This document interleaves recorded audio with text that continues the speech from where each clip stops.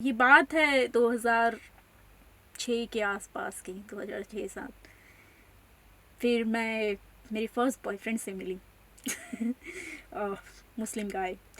उस वक्त इमरान हाशमी की मूवीज़ भी बहुत आ रही थी and I am a big fan of Imran Hashmi. और जो मेरे बॉयफ्रेंड का लुक है, ही मतलब वो बिल्कुल इमरान हाशमी जैसे, काम भी इमरान हाशमी जैसे, मतलब उसकी तो 2-3 गर्लफ्रेंड घूम रही है और वो मेरा सीनियर था। तो ऐसे ही उसने मजाक मजाक में मुझे प्रपोज कर दिया। अब मेरे लिए ये बहुत बड़ी बात थी कि किसी ने मुझे प्रपोज किया है, मतलब एक 5 फीट पिद्दी सी काली सी लड़की को ये गोरा चिट्टा बंदा इमरान हाशमी प्रपोज कर रहा है। लेकिन एटीट्यूड भी बहुत है ना। पहले बोली नहीं, मैं 1 हफ्ते बाद बताऊंगी। बंदा ट्राई करता रहा 1 हफ्ते तक। अब दिल से हाँ तो बोलना था, लेकिन डायरेक्ट नहीं बोल सकते थे ना। तो 1 हफ्ते बाद मुझे उसने ऑफिस में जल्दी बुलाया, मतलब रेड रोज लेके आया। पक्का अपनी मतलब नीज पे डाउन जाके प्रपोज कर रहा है, क्या मूवी वाला सीन चल रहा है, कौन मना करेगा। बोल दिया हाँ। लेकिन उस वक्त ये मतलब पता भी था, लेकिन सीरियस नहीं ले सकती थी कि हाँ इसकी ऑलरेडी 4 गर्लफ्रेंड है करके, और ये मुझे टाइम पास ले रहा है, ये भी मुझे पता था। लेकिन जब हम लोग पढ़ाई करते थे 12th स्टैंडर्ड 11th स्टैंडर्ड, सब लड़कियों को लव लेटर रेड रोज आते थे, मुझे कभी नहीं आया। तो मेरे लिए वही बहुत था कि मुझे कोई गुलाब दे रहा है। सो आई सेड यस। अब ये रिलेशनशिप चालू हुआ 2006 से। बंदा बहुत चेंज हो गया, मतलब फिर उसकी बाकी गर्लफ्रेंड छूट गई, मैं ही एक थी। ऑफिस में वो मेरा सीनियर था, 5 साल तक सीरियस रिलेशनशिप भी चला। उसे शादी करनी थी, मैं नहीं कर सकती थी ना, क्योंकि मेरे पीछे मेरे भाई बहन थे। इतनी जल्दी कैसे शादी कर ली थी। अब इसमें उसके हाथों से एक गलती हो गई, तो मेरे जनरल मैनेजर ने उसे निकाल दिया और मेरा वहाँ पे उन्होंने as an branch manager promotion कर दिया। अच्छा। फिर जो मेरे DGM mister L Sudhakar Integrated Enterprises के मुझे कॉल करके बोलते हैं, दुर्गा हमारा ना चंडीगढ़ में एक ब्रांच है, पिछले 10 साल से लॉस में है, तुम चंडीगढ़ जाओगे। मैंने बोला सर मैं, आप मुझे सेंटर से उठा के ऊपर भेज रहे, जहाँ पे मैं इतना ट्रैवल तो मैंने कभी नहीं किया था। चेन्नई तो मैं लाइक 2-3 डेज जाके वापस ऐसे आते थे, और चंडीगढ़ में रहना था। तो फिर सर मैंने बोला अच्छा ठीक है, सैलरी कितने दे रहे हो? 19,000 रुपये। चलेगा। चलेगा, हाँ बोल दिया। लेकिन उस वक्त मेरा मतलब मेरी सैलरी तो थी ठीक 12,000 रुपया, लेकिन बीच में जो जॉब छूट गया था तो घर पे तो कुछ था नहीं ना। तो उस जैसे कि मैंने बोला मेरी स्टोरी तो आई, लेकिन मेरे भाई बहनों की भी स्टोरी है। तो मेरा जो भाई है जो मुझसे छोटा है वो कुल्फ़ी बेचा करता था, और जो उससे छोटा है वो दिवाली में हम लोग मराठी में कापूस बोलते हैं, मतलब वो बाती बनाने के लिए ना कॉटन आता है, तो वो बेचा करता था। तो उनकी भी अलग स्टोरी है। ओके। मेरा छोटा भाई मुझसे बोलता है कि दीदी मत जाओ ना उतना दूर। मेरा जो छोटा भाई है वो बहुत कम बोलता है, शांत वाला लड़का है। लेकिन उस दिन मैंने उसको रोते हुए देखा, और मुझे उस दिन लगा कि मेरा भाई मुझसे बहुत प्यार करता है। जो बोलता है दीदी मत जाओ ना उतना दूर, हम लोग कैसे भी कर लेंगे, मतलब कुल्फ़ी बेच के कर लेंगे, तुम मत जाओ उतना दूर। मैंने बोलती हूँ नहीं बेटा, अभी तू पढ़ रहा है ना, मैं चाहती हूँ कि, और मेरी बहन भी उस वक्त थी, मैं चाहती हूँ कि मैं जो मेरे सपने नहीं कर पाई वो तुम लोग करोगे। सीए छूट गया था, फेल हो गई थी, तो ग्रेजुएशन हाथ में आ गया था। और जब स्टॉक मार्केट में थी तो कुछ एग्ज़ाम स्टॉक मार्केट की, हमारे जो डीपी का एग्ज़ाम होता है, करेंसी मार्केट का और फॉरेक्स का, तो वो एग्ज़ाम का सर्टिफिकेट था। आई थिंक मेरे लिए से मुझे लगा कि 19,000 सैलरी में अगर मुझे मिल रही है और इतना एजुकेशन है, हो गया, अब इसके बाद का जो भी एजुकेशन कराना है भाई बहनों के कराऊँ। चंडीगढ़ पहुँच गई, अलग ही दुनिया, मतलब पीजी में रह रहे हैं, फिर ब्रांच मैनेजर वहाँ पे। फिर कुछ टाइम बाद अभी जो ब्रांच पिछले 8-10 साल से लॉस में चल रही थी, मैडम की वजह से प्रॉफिट में आ गई। डीजी, क्योंकि हम मतलब जो मार्केटिंग वाले डोज पहले मिले थे ना, ग्रेट एडवर्टाइजिंग वाले, तो कस्टमर को कैसे कन्विंस करना है ये तो सीख ली थी। मतलब मुझे ये था कि अगर मैं मिट्टी में भी हाथ डालूँ तो वहाँ से भी पैसे निकाल लूँगी।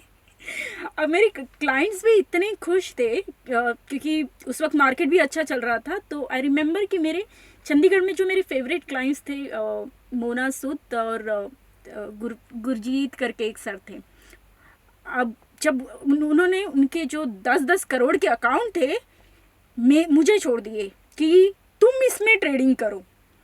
जिस दिन प्रॉफिट हुआ, मतलब एक दिन में उनका 1-1.5 लाख रुपया भी बना के मैं दे देती।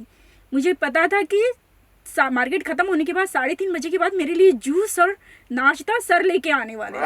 मतलब इतनी सेवा मैडम की होती थी कि मैडम तुम कुछ मत करो, तुम सिर्फ हमारे अकाउंट में ट्रेडिंग करो। तो मुझे क्यों नहीं मिली उस दिन यार।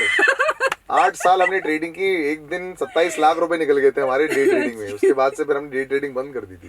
ओके, तो ना वो बोलते थे कि लक बहुत है। ऑफ कोर्स है तुम्हारे हाथ, लेकिन वो खुद डेस्टिनी बनाई है जब मैं मेरे लिए कुछ शेयर्स खरीदती थी तो वो नहीं बढ़ता था, जब क्लाइंट्स के लिए खरीदूं वो हर किसी का हाल होता है। हमारे शेयर ही नहीं भाग रहे होते, बाकी सबके भाग रहे होते हैं। तो ऐसा चलता रहा। मतलब मुझे याद है मैं चंडीगढ़ में 1-1.5 साल वहाँ पे रही, फिर रीजनल हेड बन गई पंजाब का। एडिशनली बॉस ने जयपुर भी ऐड ऑन कर दिया, सैलरी भी बढ़ गई। अब मुझे लगा कि यार मैं ना, मेरी कंपनी जिसका एक्सपेंस एक महीने का, क्योंकि जो मेरा ब्रांच था काफ़ी छोटा था, उसका एक्सपेंस 1,10,000 समथिंग था। अब 1,10,000 के एक्सपेंस में मैं उनको 7 लाख रुपये एड ऑन प्रॉफिट हर महीने का देती थी। ऐसा होता नहीं कि जब आप सब कुछ अच्छा हो रहा है थोड़ा आप में एटीट्यूड आ जाता है। मुझे ऐसा लगा कि मैं ना कंपनी को बहुत कमा के दे रही हूँ, मुझे तो 25,000 रुपये ही मिल रहा है। तो और क्लाइंट्स भी मेरे हैं, मतलब क्लाइंट से बात सारा तो मैं ही डील कर रही हूँ। खुद कंपनी खोल दी। मैंने सोचा अभी ना मैं खुद का ऑफिस स्टार्ट करती हूँ। तो मैं वहाँ पे अभी ऑफिस स्टार्ट करना है, मतलब कम से कम आपको नागपुर में उस वक्त मुझे याद है 5 से 7 लाख रुपया तो रेंट लेने के लिए, फिर उसके बाद कंप्यूटर। अब बोल तो दिया ऑफिस स्टार्ट करना है, चालू कैसे करें, ऐसे नहीं है ना। तो उस वक्त मैं फेसबुक पे थी, तो ऐसे ही बात होती थी मेरी लोगों से, और ऐसे ही फेसबुक के थ्रू मैं जो जिनको मैं गुरु बोलती, मतलब मैं भगवान की पूजा नहीं करती हूँ, लेकिन मेरे लाइफ में 3 लोगों की बहुत पूजा करती हूँ। विजय कपूर जो कुवैत में एक बहुत बड़े बिजनेसमैन है और यहाँ पे दिल्ली से बिलोंग करते हैं, तो मैं उनको ऐसे ही बोल रही हूँ, सर ना मुझे ऑफिस स्टार्ट करना है, ये है। पहले उनको जब मैं मिली थी पहले, तो वो तो अकाउंट ओपन करने के लिए मिली थी, लेकिन फिर बात होती थी तो ऐसे बता दी थी। तो उन्होंने ना ऐसे ही मुझे मेरा अकाउंट नंबर मांगा, मैंने ऐसे ही दे दिया। मैं बैठी थी पीजी में, मेरी अकाउंट में 2 लाख रुपया 2 घंटे में आ गए। उतना पैसा तो मैंने अकाउंट में कभी नहीं देखा था ना मेरे। मतलब जब सैलरी आने के बाद भी उतना नहीं बचता था। मैं शशिदी, हमारी शशिदी करके मेरी पीजी में लड़की रहती, मैं बोलती हूँ दीदी मेरे अकाउंट, मुझे नहीं पता था उन्होंने भेजा, दीदी मेरे अकाउंट में ना 2 लाख रुपया आया है, कुछ गड़बड़ हुआ। वो बोलती है दुर्गा चल अपन ना पुलिस स्टेशन में जाते हैं, कुछ तो गड़बड़ हुआ है। और वहाँ से मुझे उनका फिर फेसबुक पे मैसेज आ रहा है कि तुम्हें ऑफिस स्टार्ट करना है ना, तो तुम इन पैसों से ऑफिस स्टार्ट करो।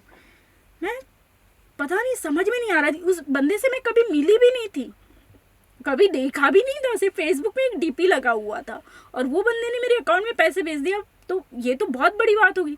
डर भी लग रहा था कि गलत पैसा ना हो, लेकिन मुझे ऑफिस स्टार्ट करना था। तो मैं ऑफिस में मैंने रेजिग्नेशन लेटर दे दिया, मतलब पहले 1 महीने का इंटीमेशन लेटर के साथ। मेरे डीजीएम जिनका प्रमोशन हो गया, जनरल मैनेजर, वो नेक्स्ट डे हमारे ब्रांच में, दुर्गा तुम ऑफिस क्यों छोड़, सर मुझे ना खुद का बिजनेस स्टार्ट करना है। बोलते तो पागल हो गई है, खुद का बिजनेस स्टार्ट करने के लिए बहुत पैसा लगता है, ऐसा सब कुछ कैसे करेगी। मैं उनको बोलती सर पहले कूद के तो देखती हूँ, बाद में देखते जो होगा सो होगा। तो उन्हें बहुत बुरा लग रहा था कि मैं ऑफिस छोड़ के जा रही हूँ, उनकी सोने की मुर्गी जा रही है ना। तो और उन्हें ये भी डर था कि ये अब खुद का ऑफिस करेगी तो क्लाइंट भी तो लेके जाएगी। तो ऐसे फिर उनको लगा कि शायद मैं डाटा वाटा सब कुछ लेके गई हूँ। मैं इधर तुमसर आई हूँ इंटीमेशन लेटर, लेकिन मेरी CL बाकी थी, तो मैं तुमसर आ गई थी उस वक्त गणेश पूजा में। उन्होंने मेरे रूम पे एक लड़की को, मतलब जो मेरी जूनियर थी, उन्होंने उसे भेज दिया कि इसके रूम में जाओ पीछे में और देख इसके पास कोई डाटा वाटा तो नहीं है, जैसे फाइल्स होती थी। Of course. उन्हें कुछ नहीं मिला, लेकिन जब मुझे पता चला मुझे बहुत बुरा लगा। मैंने बोला सर मैंने आपको 1 महीने का इंटीमेशन लेटर दिया था, अभी उसमें से आप 15 दिन ना मेरी CL काट दो, मैं वापस नहीं आ रही हूँ। और आप ये भी लिख के ले लो कि दुर्गा जाएगी ना तो आपको इस ऑफिस को ताला लगा के बच्चा वाला दिमाग था ना मेरा, तो मैं उनको बोलती थी आपको इस ऑफिस को ताला लगा के जाना पड़ेगा और ताला भी मैं आपको गिफ्ट करूँगी। बॉलीवुड मूवीज बहुत देखी थी मैंने। तो मैं तो वहाँ से फिर निकल गई नागपुर, फिर ऑफिस स्टार्ट किया। जो मेरा भाई था उसको भी इन बिटवीन मैंने स्टॉक मार्केट की एग्ज़ाम्स वगैरह करा दी थी। ऑफिस इतना अच्छा चला 1 साल, मतलब मैं जो लड़की यहाँ पे थी लो लेवल पे, अब उसके बाद में उसके पास में ड्यूप्लेक्स घर आ गया। मैंने एक i10 भी ले ली गाड़ी। भाई को भी ड्राइविंग सिखा दी, खुद भी सीख लिया। अब मैडम का एटीट्यूड इतना हो रहा है कि मैडम ने मतलब एक हाथ में नीलम होता था, पुखराज होता था, मानिक होता था। अरे कभी देखा नहीं था यार हम सब सेम। तो फिर गले में सोने का चैन भी आ गया, महालक्ष्मी जी का लॉकेट भी आ गया, क्योंकि क्लाइंट के सामने बैठने के बाद थोड़ा सा स्टैंडर्ड मेंटेन करना पड़ता है ना। क्योंकि फिर क्लाइंट तो ये सोचता है ना कि जो खुद नहीं कमा सकती वो हमें क्या कमा के देगी, वो वाला एटीट्यूड था। नागपुर में ऑफिस स्टार्ट कर दिया, भाई संभालता था। फिर दूसरा ऑफिस स्टार्ट करने के लिए, क्योंकि मुझे पता था चंडीगढ़ में मेरा क्लाइंट बेस बहुत अच्छा है, मैं चंडीगढ़ चली गई। अब जैसे मैंने बोला कि मैंने क्लाइंट का भी पैसा लगाया था और अपना भी पैसा लगाया था। ये बात थी 2011 में मैंने ऑफिस स्टार्ट किया, 12 1 साल चला, 12 के आसपास गई। मैं चंडीगढ़ में थी, ट्रेन में थी। तो इन बिटवीन मुझे विजय सर जो कि एक ही बार मिले मुझे, उन्होंने एक गांव की लड़की को पॉलिश करना स्टार्ट कर दिया था कि कांटे चम्मच से कैसे खाते हैं, 5 स्टार होटल में एंट्री कैसे करते हैं। तो मैं थोड़ा, मेरा स्टैंडर्ड चेंज हो रहा था। चंडीगढ़ चली गई नया ऑफिस स्टार्ट करने के लिए। जब मैं ट्रेन में थी, मतलब तुमसर से चंडीगढ़ पहुँचने तक आपको लगता है 32 घंटे। इन 32 घंटों में मेरी 7 साल की लाइफ चेंज हो गई। स्टॉक मार्केट डाउन, भाई फ़ोन नहीं कर पा रहा है क्योंकि मैं ट्रेन में हूँ, और सब क्योंकि भाई डिसीजन भी नहीं ले पा रहा, क्या करे, बेचे रुके, क्योंकि जो स्टॉक मार्केट में उल्टे सर्किट लगते थे वो लगे जा रहे थे।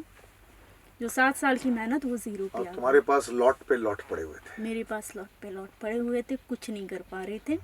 जब तक मैं चंडीगढ़ पहुंची तब तक मैं पूरी डूब चुकी थी। वापस रिटर्न आई।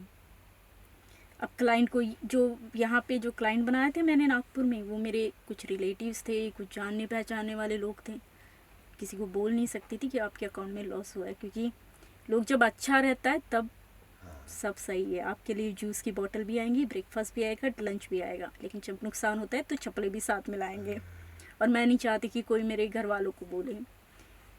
तो जो डुप्लेक्स हाउस था वो छोड़ के वापस आ गए रेंटेड मकान में, 1,500 रुपया महीना। गाड़ी का EMI चल रहा है, EMI वालों के फ़ोन आ रहे हैं, सब मतलब जो यहाँ पे था वापस आ गया डाउन। उस वक्त अली आ गया था लाइफ में, और उसको भी मैंने कुछ टाइम तक ऑफिस में थोड़ा मुझे हेल्प करने के लिए बुलाया था, मतलब, लेकिन नहीं हो पाया, क्योंकि मैंने उस वक्त मेरे घर वालों से बोला मुझे इससे शादी करनी है। मेरे घर वालों को अली एक दोस्त पसंद था, बट शादी पॉसिबल नहीं थी। और फिर लास्ट मुझे अली ने पूछा कि तुम करने वाली हो या नहीं करने वाली। मैं पूरी तरह वैसे भी डूब चुकी थी, अभी ये भी जा रहा था। मैंने सोचा ना तुमसे शादी करती हूँ ना कुछ करती हूँ, मैं ना मेरी एक्टिवा पकड़ के सुसाइड करने जाती हूँ, क्योंकि 7 साल लगे थे मुझे वो सब बनाने के लिए, और एक झटके में पूरा टूट गया था। 3 महीने सोचती रही, क्योंकि जिस डेयरिंग से मैं निकली थी ऑफिस छोड़ के, बॉस को फिर से फ़ोन करके नहीं बोल सकती थी 1.5 साल बाद कि सर मैं आपके ऑफिस में फिर से 25,000 की नौकरी में आऊँ क्या, नहीं कर सकती थी। अब इन बिटवीन मेरी फेसबुक पे ही एक बैंकॉक की मॉडल थी, उससे मुलाकात हो गई थी। ये मैं बात कर रही हूँ 2013 की। तो उसने मुझे मैसेज किया कि एक US का फोटोग्राफ़र है, उसे नहीं मतलब वो सिर्फ ये जानना चाहती थी कि मैं किसी मॉडल को जानती हूँ क्या। तो वो US का फोटोग्राफ़र मतलब कोई मॉडल ढूंढ रहा है, dusky colour but nude shoot है। नहीं मिली, क्योंकि मैं जानती ही नहीं थी किसी को। मैंने बोला नहीं, पॉसिबल नहीं है। मुझे बोलती है अरे तुम भी तो डस्की हो, तुम करोगी? मैंने बोला सबसे पहली बात, तुमको मेरी हाइट पता है कितनी है? 5 फीट बिल्कुल परमानेंट है। तो क्योंकि हमारे यहाँ पे तो स्टैंडर्ड सेट है, मॉडल मतलब पतली लंबी गोरी चिट्टी, वो तो एंगल में मैं बैठती नहीं थी। मैंने उससे बोला कि पैसे कितने मिलने वाले हैं? मुद्दे की बात करो। मुद्दे की बात करो।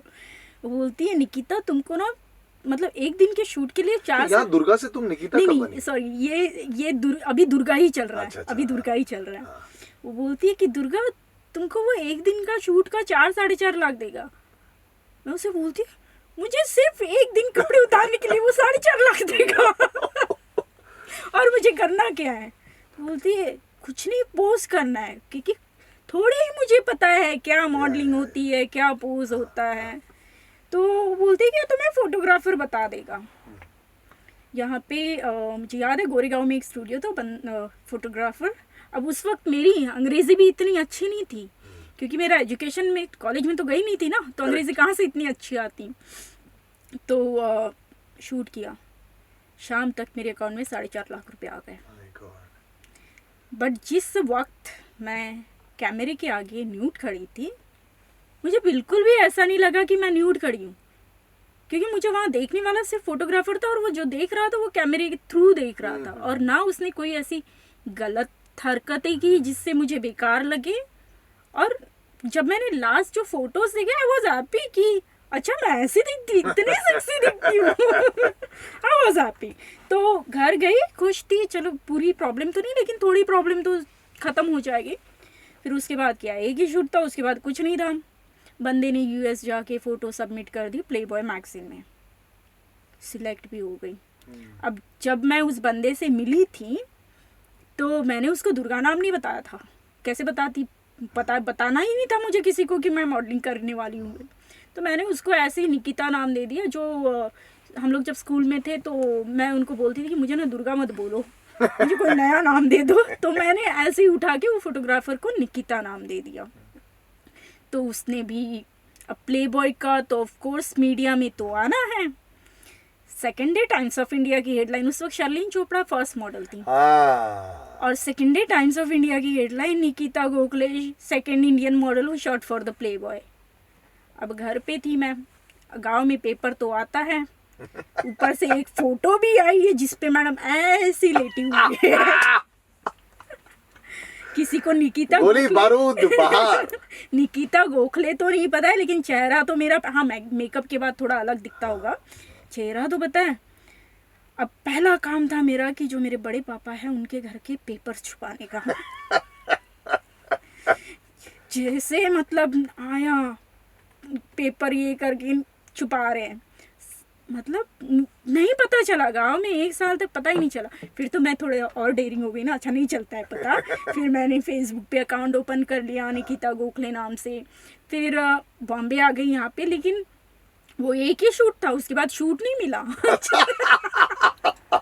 उसके बाद लेकिन इतना जो मतलब दिमाग बन गया था कि हाँ मैं पैसे कमा सकती हूँ, तो मैं बॉम्बे आके यहाँ पे वीरा देसाई में माड़ा का एक फ्लैट 1 BHK, जहाँ पे बेडरूम में हम लोग नहीं, वन रूम किचन, 9 मॉडल्स ऐसी स्ट्रगलिंग मॉडल्स होती थी बिस्तर लगा के, और सबको 3-3 हज़ार रुपया देना पड़ता था। अब तो बहुत सक्सेसफुल ऑनलाइन फॉलोइंग तुम्हारी, तुम्हारा बिजनेस सेंस तो मैं जानता ही हूँ, वेबसाइट ये सब, ऑल दीज थिंग्स, ये पार्ट, ये सक्सेसफुल पार्ट भी यहीं से चालू हुआ, यहाँ से। अब 2015 फिर से मेरे लाइफ में एक भगवान की एंट्री होती है। जैसे मैंने पहले बोला था, एक विजय कपूर और ये दूसरा बंदा आता है एडम रेगन, जो कि लंदन की जो एड एजेंसी है वहाँ पे क्रिएटिव हेड था। तो he used to stay 6 month in Goa और 6 महीना उधर रहता था। पहले जब वो आए यहाँ पे तो कोलाबा में रुके हुए थे, और सेम मॉडलिंग का शूट 30 पाउंड पर आवर, उस वक्त मेरे लिए वो भी बड़ा था। तो मैंने उनको हाँ बोल दिया, सेम रूटीन क्लासिकल आर्ट में। मैंने गलत कभी नहीं किया, मुझे ये डिफरेंस हमेशा से पता था कि आर्ट और पोर्न में क्या डिफरेंस है, ठीक है। कुछ इंडियन फोटोग्राफर के साथ शूट किया था, लेकिन जब मुझे लगा कि ये क्लास ही अलग जा रहा है, तो मैंने एक डिसाइड कर लिया कि अभी ना मुझे इंडियन फोटोग्राफर के साथ शूट ही नहीं करना है, चाहे वो कितना भी पेमेंट करे। तो एडम से मेरी मुलाकात हुई, हम लोगों ने कोलाबा शूट किए, और वो बोलते हैं आई फील इट कि you don't want to do but you are still doing, what's the problem. तो ऐसे ही हमारी बात चालू हो गई। फिर वो यहाँ पे गोवा रुकते थे, तो मैं भी उनसे कभी कभी मिलने जाती थी। सो ही स्टार्टेड हेल्पिंग मी। उस वक्त उन्होंने मुझे वहाँ के यूके की एक मॉडलिंग एजेंसी से कांटेक्ट कराया। यहाँ से फिर से मेरे अच्छे लक स्टार्ट हुए। फिर मैं एडम के साथ यूके चले गई। जब पहली बार गई तो विजिट वीज़ा पे गई, फिर वहाँ पे उन्होंने मेरा वर्क वीज़ा कराया, और वहाँ से मतलब जो मेरी क्लासिकल आर्ट न्यूड वाली जर्नी, मतलब यूके में ऐसा कोई भी कोना मैंने छोड़ा हुआ नहीं है कि जहाँ पे मैंने शूट नहीं किया हुआ है। फिर जो तुमसर से तुम लंदन पहुंच तुमसर गए। से मैं पहुँच गई लंदन। मेरे लिए बहुत बड़ी बात थी। मतलब अभी जो विजय कपूर थे उन्होंने तो थोड़ा पॉलिश किया था, ये जो गांव से जो छोटी सी लड़की आई थी उसे पॉलिश, बाकी बचा पॉलिश मुझे एडम कर रहा था। अब मैं जब फेसबुक पे ना फोटो वीडियो डालती थी तो ऑफ कोर्स एडम का एज अराउंड 78, उसमें भी गलत कमेंट्स आते थे कि ये कुछ गलत करी एंड ऑल। तो मैं ना नहीं सुनना था यार, दिमाग बंद हो गया था लोगों का सुन सुन के। अब मैं ओपनली फेसबुक पे मेरी फ़ोटोज़ डालती थी, जो उखाड़ना है वो उखाड़ूँ। अच्छा, इन बिटवीन एक चीज़ छूट गई कि मेरे घर पे कैसे पता चला। जब मैंने वहाँ पेपर छुपाया, बॉम्बे आ गई, तो जो टाइम्स ऑफ इंडिया वाला लिंक था, मेरे एक्स कलीग ने, जो पहले मतलब मेरा जूनियर था, उसने वो लिंक भाई को भेज दिया था, और भाई ने वो लिंक मम्मी पापा को दिखाया था। तो उस दिन बहुत मार पड़ी थी मुझे भी। तो 2 महीना घर पे मतलब बात नहीं हुई थी मेरी। फिर बाद में मतलब मेरी फैमिली तो ऐसी है, उनको आज भी ये लगता है कि जो मूवीज़ में किसिंग सीन होता है वो रियल में नहीं होता है, वो ऐसे ही मतलब एडिटिंग में लगाते हैं।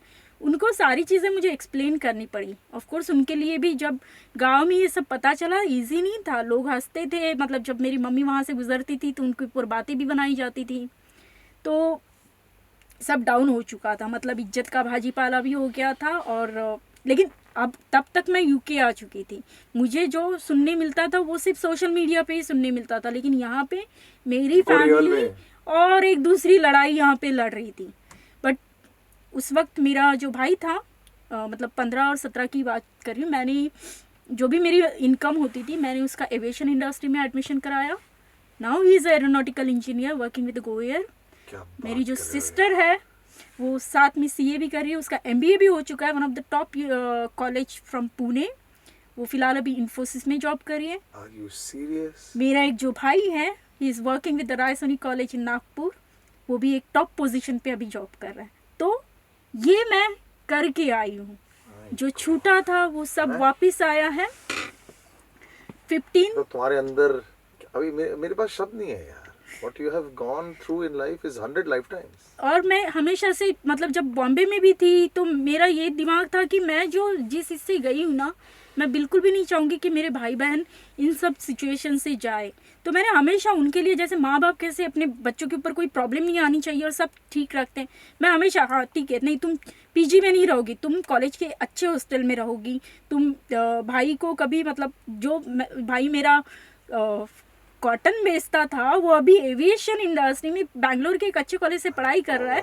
तो मेरे लिए लाइक हो गई थी, यही मेरी ऑस्कर अवार्ड की ट्रॉफी थी।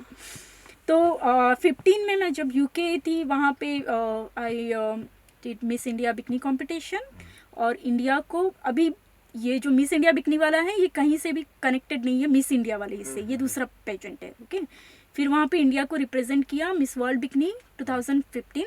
ऑफ कोर्स इसमें वो टाइटल नहीं मिला मुझे, but I was very happy that, जो तुम्हें भी पता है यूरोपियन जो लड़कियां होती है टॉल लंबी, और मैं वहाँ पे पिद्दी सी काली, बट इंडिया को रिप्रेजेंट कर रही हूँ, बहुत बड़ी बात है। And so Miss World bikini was in Malta. उसके बाद फिर से इंडिया को रिप्रेजेंट किया सेम ईयर 2016 में मिस यूरोपियन टूरिज्म और मिस ग्लैमर फेस वर्ल्ड। तो यूरोपियन टूरिज्म माल्टा में था और ग्लैमर फेस वर्ल्ड बर्लिन में था। तो ये टाइटल मेरा जीत गया। उस दिन जब मैं वहाँ पे स्टेज पे थी और उन लोग क्राउन जब पहना रहे थे मुझे, उसने ऑर्गेनाइजर ने पूछा हाउ यू फील। मैंने उनको एक लाइन बोली कि मुझे ऐसा लगता था कि जो मॉडल्स होती है वो लंबी चौड़ी लंबी गोरी, क्योंकि जो मेरे सामने खड़ी थी उनको मैं ऐसे देखती थी ना। अभी भी आज भी जब वो फोटो मेरे पास है, मैं मतलब क्राउन पहनी हूँ और मैं ऐसी खड़ी हूँ, तो मैं उनको बोलती हूँ कि मॉडलिंग के लिए ना आपको हाइट या कलर, ये सिर्फ हमारे यहाँ पे ये कि हाँ हाइट होनी चाहिए, कलर होनी चाहिए, लेकिन वहाँ पे ऐसा कुछ नहीं है। और जब सिचुएशन के साथ साथ मैं फेसबुक पे भी डालती थी फ़ोटोज़ वगैरह, तो कुछ लोग उसको अप्रिशिएट करते, कुछ लोग बुरा बोलते, लेकिन जो मतलब जिनके साथ मैं काम करती हूँ मुझे पता है कि ना मुझे वो गलत इंटेंशन से टच करते हैं। यहाँ तक कि मेरी खुद की टर्म्स एंड कंडीशन है कि आपको कितना डिस्टेंस रखना है, फोटोज़ क्या दिखेगी क्या नहीं दिखेगी। ऑफकोर्स ये पॉलिश एडम ने कराया है, लेकिन ये 15-17 में आज यूके में आप किसी भी फोटोग्राफर को पूछ लो निकिता, वो बोलेगा या she is a very good classical Indian art nude model. और वो कंपटीशन भी मेरा जो हो रहा मतलब जो अभी होता है वो वहाँ की लड़कियों के साथ होता है। तो ये चीज़ हो गई। फिर जैसे मैंने बोला कि मेरी लाइफ जो है वो स्टॉक मार्केट की जैसी है। फिर से इंसिडेंट तो आना ही था, कुछ तो गड़बड़ होनी ही थी ना। तो फिर वहाँ पे किसी he is born in Sri Lanka and brought up in UK, किसी को और डेट किया, वो भी रिलेशनशिप। मुझे ऐसा लगता है कि मैं लोगों के ऊपर भरोसा बहुत जल्दी करती थी और वहीं पे गड्ढे खाती थी। एक्चुअली तुम्हारा भरोसा करने का कोई ना रीजन नहीं है ना, because you have seen everything. मतलब दुनिया की उल्टा देख चुके हो तुम दुनिया को, ये तो मजाक है। रिलेशनशिप नहीं चलना तो मजाक है तुम्हारे लिए। सो 16-17 देन यूके एंड देन जो एक्स बॉयफ्रेंड था उसने ऑफ कोर्स उसने भी बहुत गंदा वाला ब्रेकअप हुआ, तो वो भी ऑलमोस्ट किल मी। और मैं कैसे वो लंदन, दुर्गा हो ना। हाँ दुर्गा हो ना, नॉर्मल तो हो नहीं सकता तुम्हारे साथ में। वही या तो तुम मारोगे या तुम्हें कोई मारेगा। तो ल्यूटन एयरपोर्ट से आई रिमेंबर कि मैं वहाँ से चल के कैसे, क्योंकि फ़ोन भी नहीं था पैसे भी नहीं थे, लेकिन नेक्स्ट डे, और एडम रहता था राय, मैं रहती थी ईस्ट लंदन में, तो उससे भी कांटेक्ट नहीं हो पाया। लेकिन अब सिचुएशन से संवरना सीख गए थे। मतलब अभी वो नहीं कि हाँ चलो 2 घंटा रोते बैठे, बट हाँ थोड़ा सा उस वक्त जब ऐसे सिचुएशन होती है, घर की याद आती है, तो मैं फ़्लाइट बुक करके सीधा इंडिया आ गई थी। और लेकिन अब यहाँ पे प्रॉब्लम ये हो गई कि बचपन से जो जमा था ये सब हो गया, मैडम चले गई डिप्रेशन में, और फिर मेरी मेडिसिन चालू हुई। बट फिर मेरे हस्बैंड की एंट्री हुई, क्योंकि जब वो मेरे तो बाय द वे मैं आपको बता दूं, अभी तक उनके पति हैं।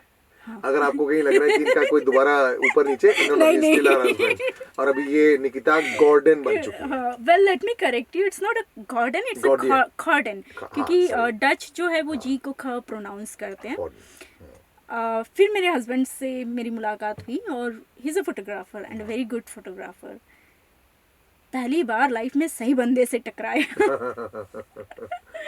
फिर शादी के लिए पूछा, शादी तो मुझे करनी ही थी, तो मैंने हाँ बोल दिया। फिर हम लोग यहाँ पे इंडिया आए, यहाँ पे एंगेजमेंट कराया, सबको अच्छा लगा, क्योंकि 30 साल तक मेरे घर वाले वही वेट कर रहे थे कि ये शादी कब करेगी। लेकिन उस वक्त जब क्योंकि भाई बहन का एजुकेशन तो हो गया, लेकिन शादी की भी बात आती है ना, तो लोग तो वैसे ही बोलते थे। आज भी मेरे वजह से, मेरे प्रोफेशन की वजह से उनकी लाइफ में प्रॉब्लम हो रही है। सवाल ये पहला आता है, बहन क्या करती है। वो ये नहीं देखते कि मेरे भाई बहन किस लेवल पे है और क्या है, बहन क्या करती है। ये इस प्रॉब्लम से मैं आज भी लड़ रही हूँ। जितना आपने कर लिया है लाइफ में यार, अब किसी और की इस गिल्ट से तुम्हें जीना भी नहीं चाहिए, और मेरे ख्याल से तुम जीते भी नहीं हो। बिल्कुल भी नहीं। And you should not worry about this, and they should also not, क्योंकि उनकी जिंदगी तुम्हारी देन है, बट तुम्हारी वजह से उनके पास ये है। कभी कभी बुरा लगता है, तो छोड़ने के लिए बोल दो ना तुम सर, क्या जरूरत है। नहीं, बात तुम सर की नहीं है। आजकल मतलब जब शादी के लिए लड़का लड़की कुछ ढूंढते हैं तो पूरा बैकग्राउंड एरोनॉटिकल इंजीनियर को अगर लड़की ना मिले ना तो थू है भैया इस पे। क्या बात कर रहे हो तुम। इन्फोसिस को ना मिले, उसको बोलो चुपचाप बैठने के लिए। अब हम बोल रहे हैं अच्छा। जहां पे भी काम करेगा एक लड़की मिल जाएगी भाई। ये बेकार सी जगह को छोड़ दो। उसकी देन, उसकी जिंदगी, उसका फ्यूचर, उसका भविष्य, उसका अतीत तुम हो, और तुमने करवाया है। और तुम्हें अब अपनी जिंदगी अपने टर्म्स पर तुमने तो वैसे भी जी है। You should not apologise for anything. मुझे फर्क नहीं पड़ता है, लेकिन नो, यही इसका ही अपोलॉजी बंद करो कि मेरी वजह से किसी और का। जब तुम्हारे लाइफ में जितने तुमने इंसिडेंट्स अभी नरेट किए, इसके लिए तुम अपोलोजेटिक नहीं हो, तो ये क्या जरूरत है। It's irrelevant. मैं लाइफ में कितने लोगों को बोलता हूं बकवास है, लेकिन मैं फर्स्ट टाइम तुम्हें ये बोल रहा हूं। I don't even know you so closely. What you have lived in your life, everything else is irrelevant.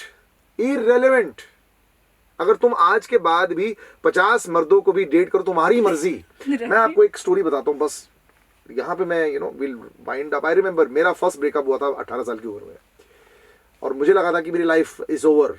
Cigarette का मार्क अभी तक मेरे हाथ पे है, उस लड़की ने मेरे हाथ पे डाला था। And I could not believe कि मेरे को कोई ऐसे हर्ट कर सकता है. वो हैप्पी आवर्स में इतना दारू पी रखा था पर समझ में नहीं आया था. और मुझे याद है मैं अपने दोस्त के यहाँ गया था, वरुण नारायण नाम है उनका, बहुत बड़े पपेटियर है दिल्ली के, बहुत ज़्यादा बड़े हैं, ठीक है, और बहुत ही आलीशान से जगह पर रहते हैं. उन्होंने बोला था कि लाइफ का एक असूल है Salil, self love in all forms. यहां तक कि एयरप्लेन में भी पहले बोलते हैं अपने आप को बचाओ, बच्चे को बाद में. तो तुम भगवान का दिया हुआ जो मेन आइडिया है उसको ही छोड़ रहे हो. If you don't love your self, nobody will love you. And the day you love your self, तुम्हारे आजू बाजू जितने लोग हैं सबने सेम ही फॉलो कर दिया, सबका फेस स्माइलिंग है. तो यहाँ मैं गाली नहीं दूंगा क्योंकि फिर मेरे को बाद में एडिट करना पड़ेगा, but screw everybody else boss. मतलब वहाँ पे मुझे एक रिस्पेक्ट मिलती है क्योंकि वेस्टर्न कंट्रीज में एक मुझे अलग तरह से रिस्पेक्ट मिलती है, और यहाँ पे मतलब ऐसे लगता है कि हाउ कैन दे नॉट. और तुमने तो पूरी स्टोरी भी नहीं बताई होगी. उन्हें तो पता ही जिस दिन ये स्टोरी आज खैर स्पॉटिफाई कहीं और अब ये बाहर निकलेगी, you will become an world wide phenomenon. मैं बता रहा हूँ, मैंने कभी इमेजिन नहीं किया था कि अगर आज मैं ब्रेकफास्ट पेरिस में कर रही हूँ तो मैं डिनर तक स्विट्जरलैंड में होती हूँ. मतलब continuously I am shooting, I am all the time in a flight, even some time I stay in a big hotel. यार ये मैंने नहीं सोचा था, कभी नहीं सोचा था. और अगर तुम इसके वीडियोस कभी देखोगे, ये इतनी क्यूट है ना जब ये लाइव्स करती है, जब केक काटती है. As you are like this, Nikita is like this only. मतलब you are joie de vivre बोलते हैं इसे फ्रेंच में, कि you live life to the fullest because there is nothing. Life तुम्हें हरा नहीं सकता है. It's over. लाइफ का जो गेम था तुम्हारे साथ में वो बेचारा आउट. मतलब यू आर अमेजिंग. और तुम्हारी कहानी बहुत जल्द, मैं तो एक छोटा पात्र हूँ, एक बहुत बड़ा पात्र भी आएगा Nikita. If they see your life, मुझे लगता है कि तुम इलेक्शन में कभी मत जाना, यू आर यूजलेस. वहां तो तुम कबाड़ा कर दोगी, लेकिन बाकी you must only be a motivational speaker to people. I really think that you must, because your journey is so unreal कि they will not imagine this, and you have the courage to say the story also. And अभी मैं ये continue अभी भी कर रही हूँ. इसका मतलब ये नहीं कि मुझे अभी भी पैसों का जरूरत है मेरे पास जितना, but now I am doing because I love it. और मुझे no but you should make the money. Why not? तुम फोर्ब्स लिस्ट में जाओ यार, क्या फर्क पड़ता है, कमाओ तुम हजारों डॉलर पर डे यार. मुझे कुछ चाहिए ही नहीं ना, ज्यादा नहीं चाहिए. बट बाय द वे अभी इतने पैसों की बात कर ली, अब बहुत अच्छा मिलता है पर आवर या ऐसे बहुत सारी चीजें. आई मीन अभी मैं जो मेरा चार्ज है 300 पाउंड पर आवर. तो आप 30,000 Yes. Rupees per hour. और मिनिमम बुकिंग जो होता है वो 3 आवर्स का होता है. जबरदस्त. और अभी मेरे टर्म्स पे फोटोग्राफर को काम करना पड़ता है Very कि ये नहीं होगा, वो नहीं होगा, ऐसे नहीं होगा. अच्छा है. अभी मतलब मेरी जो फोटोज है, I remember Miami art gallery में लगे हुए हैं, पेरिस आर्ट गैलरी में लगे हुए हैं. मतलब अगर मैं मर भी जाऊं तो मेरी फोटोज रहेगी. 500 से ज्यादा ऑल ओवर वर्ल्ड फोटोग्राफर के साथ में मैंने शूट किया हुआ है. माते ये भी फॉरएवर रहेगा. ये कहीं नहीं जाएगा स्पॉटिफाई. ये भी फॉरएवर रहने वाला है. और ये मैं बता रहा हूँ, मेरे मरने के बाद भी लोग बोलेंगे इस आदमी ने ऐसे भी औरत से मुलाकात कर ली और कुछ कर लिया. और 2 मेरे पंटर जो मेरे साथ बैठे हैं, इन्होंने भी काफी कुछ सीख लिया. मतलब it's a different level today. आज मेरे दर्शन हो गए तुम्हारे से यार. I am so proud to have met you and so proud to have known you. Thank you. और बहुत बहुत शुक्रिया for having the courage to tell your story. और ये मेरा पॉडकास्ट सबसे लंबा रहेगा क्योंकि मैं तुम्हारी पूरी कहानी सुनाने की पूरी कोशिश करूंगा. Thank you very much. Thank you very much Salil.